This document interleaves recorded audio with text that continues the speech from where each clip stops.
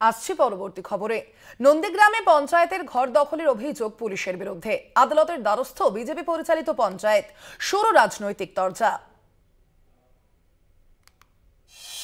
Police দখল করল পঞ্চায়েতের ঘর।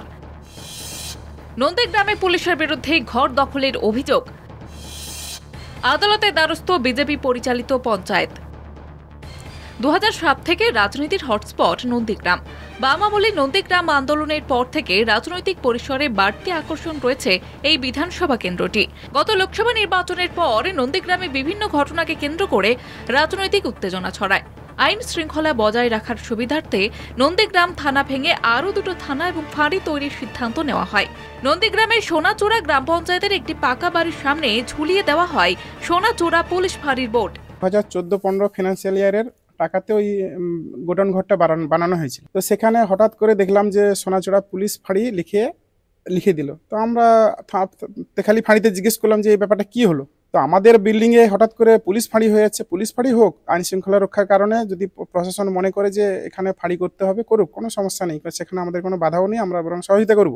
কিন্তু আমাদের পঞ্চায়েতের বিল্ডিং গোদাম ঘরকে এইভাবে তো ফাঁড়ি বানানো যায় না। যদি দরকার হতো তো ওনারা তো আমাদের সঙ্গে আলোচনা করে রেন্টেও নিতে পারত। এরপরে বিজেপি পরিচালিত সোনাচূড়া গ্রাম পঞ্চায়েতের পক্ষ থেকে উচ্চ আদালতে মামলা করা হয়। যে বাড়িটি পুলিশ ফাঁড়ি হিসেবে তৈরির সিদ্ধান্ত নেওয়া হয়েছে সেই বাড়িটি আদতে গ্রাম পঞ্চায়েতের জমিতে গ্রাম পঞ্চায়েতের আর্থিক আনুকূল্যে তৈরি।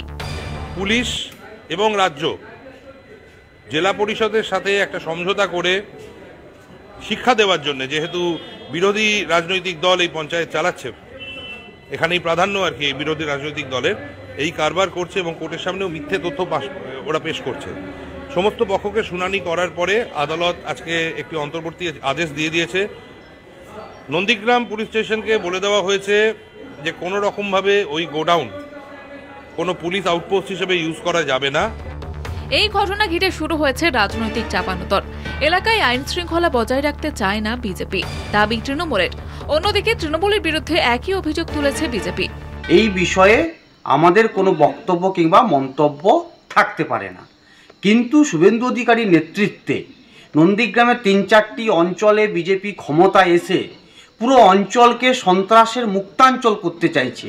ফলে পুলিশ ক্যাম্প এলাকাতে থাকুক তা চাইছে না বিজেপি। পুলিশ এবং রাজ্য জেলা পরিষদের সাথে একটা সমঝোতা করে শিক্ষা দেওয়ার জন্য, যেহেতু বিরোধী রাজনৈতিক দল এই পঞ্চায়েত চালাচ্ছে, এখানেই প্রাধান্য আর কি বিরোধী রাজনৈতিক দলের, এই কারবার করছে এবং কোর্টের সামনেও মিথ্যে তথ্য ওরা পেশ করছে।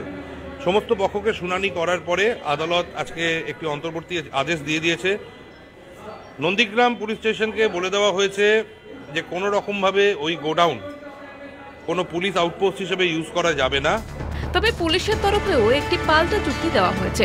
2015 সাল থেকে ওই বাড়িটিতে ইএফআর ক্যাম্প ছিল। সেই ইএফআর ক্যাম্পকে ফাঁড়িতে রূপান্তর করার সিদ্ধান্ত নেওয়া হয়েছে।